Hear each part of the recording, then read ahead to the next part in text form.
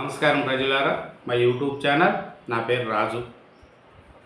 ఈరోజు మనం చూసుకుంటే తిరుమల తిరుపతి లడ్డు కల్తీ వ్యవహారంలో గత వైసీపీ ప్రభుత్వంలో జరిగిన ఈ కల్తీ వ్యవహారం ముక్కేటి ఏడుకొండలవాడు వెంకటరమణ గోవిందా అని అందరూ అనుకుంటే వెంకన్న స్వామికి ఈ కల్తీ లడ్డు వ్యవహారంలో వైసీపీ ప్రభుత్వం చేసిన ఈ కల్తీ వ్యవహారం ఇప్పటికీ దాని మీద కూటమి ప్రభుత్వం వైసీపీ ప్రభుత్వం మధ్య మాటల గారిని నడుస్తూనే ఉంది. దీన్ని జగన్మోహన్ రెడ్డి గారు ఈ కల్తీ వ్యవహారంలో జరగలేదని జగన్మోహన్ రెడ్డి గారు అంటున్నారు. కూటమి ప్రభుత్వం జరిగింది, ఈ కల్తీ నెయ్యి వ్యవహారం జరిగింది, తక్కువ డబ్బుకు కొని ఈ కల్తీ వ్యవహారంలో అప్పుడు వైసీపీ ప్రభుత్వం చేసింది అనేది కూటమి ప్రభుత్వం చెప్తుంది. మరి చంద్రబాబు నాయుడు గారు కానీ పవన్ కళ్యాణ్ గారు కానీ ఒకటే చెప్తున్నారు, వెంకటేశ్వర స్వామితో పెట్టుకోకండి, దేవుడు మనోభావాలు దెబ్బతింటున్నాయి. కాబట్టి మీరు బోలేబాబా డైరీకి ఇచ్చినప్పుడు పాలు ఉత్పత్తే లేదు, 1 లీటర్ పాలు కొనలేదు, వాళ్ళు కెమికల్తో నెయ్యి తయారు చేశారు. ఆ నెయ్యి మీరు కమిషన్ల కోసం తిరుమల లడ్డు వ్యవహారంలో లడ్డు ప్రసాదంలో కలిపారనేది కూడా తెలుస్తుంది. వాళ్ళు ఇచ్చిన దాని ప్రకారం చూసుకుంటే దీంట్లో కెమికల్తో కల్తీ నెయ్యి జరిగింది. కెమికల్తో నెయ్యి చేసి దాన్ని లడ్డు ప్రసాదంతో కలిపారు. కాబట్టి లడ్డు ప్రసాదం మీద కూడా కల్తీ జరిగింది అనేది కూడా కూటమి ప్రభుత్వం చెప్తుంది.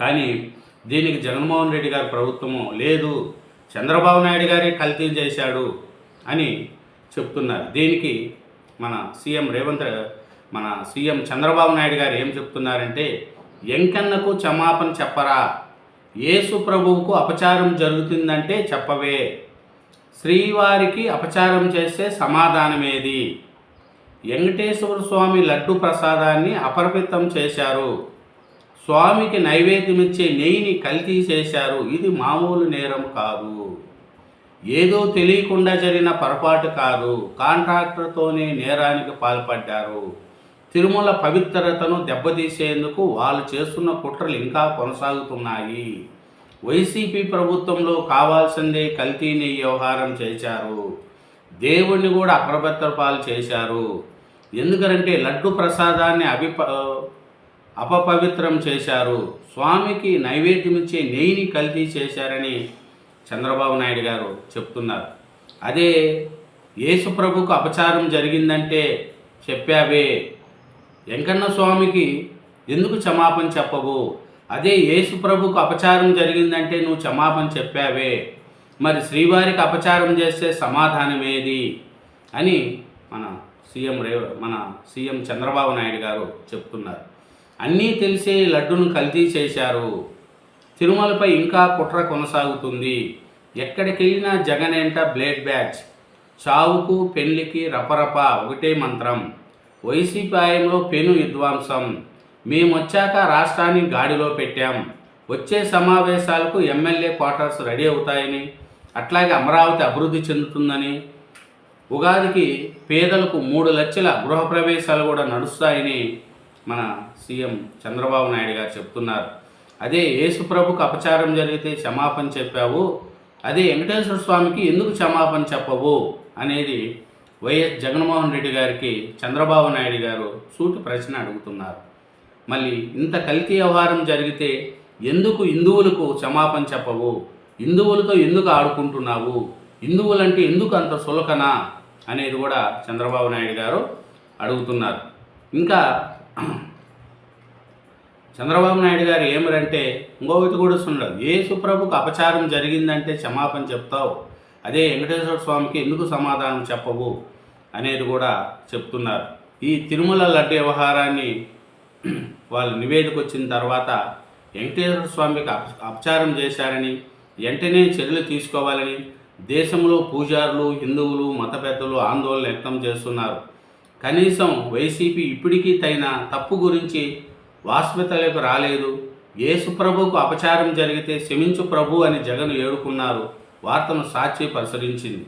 మరి వెంకటేశ్వర స్వామి చేసిన అపచారాలపై అదే జగన్ ఎందుకు క్షమాపణలు చెప్పరు అని సీఎం చంద్రబాబు నాయుడు గారు జగన్మోహన్ రెడ్డి గారిని ప్రశ్నిస్తున్నారు.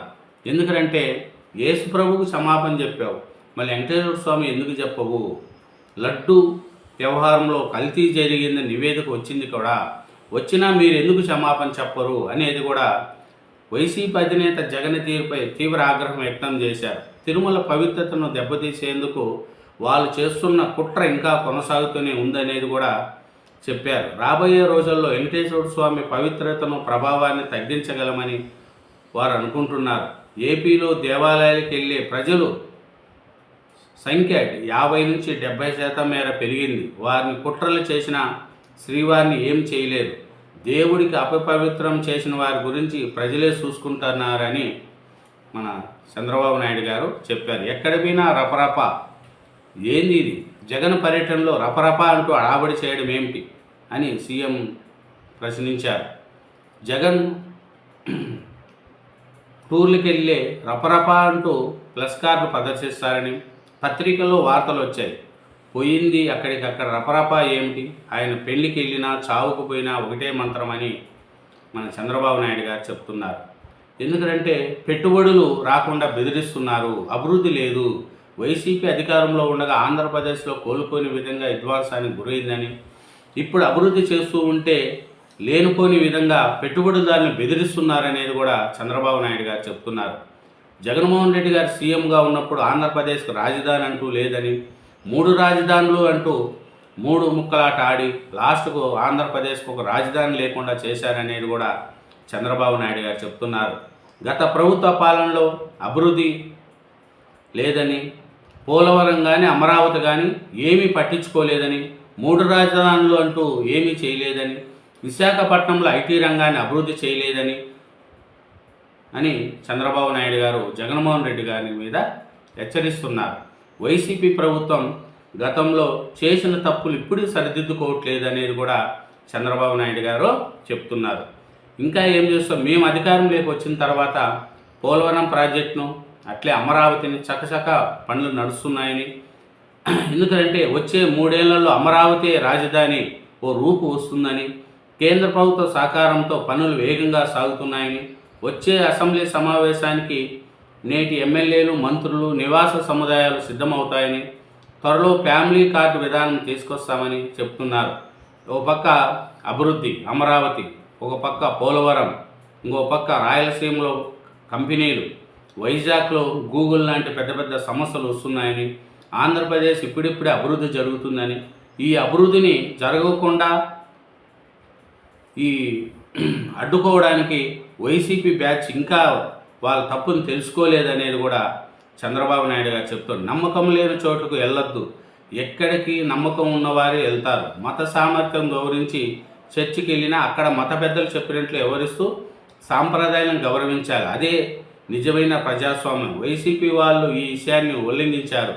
ఇది సరైన చర్య కాదు. యేసు ప్రభువుకు అపచారం జరిగిందంటే జగన్ క్షమాపణ చెప్పారు.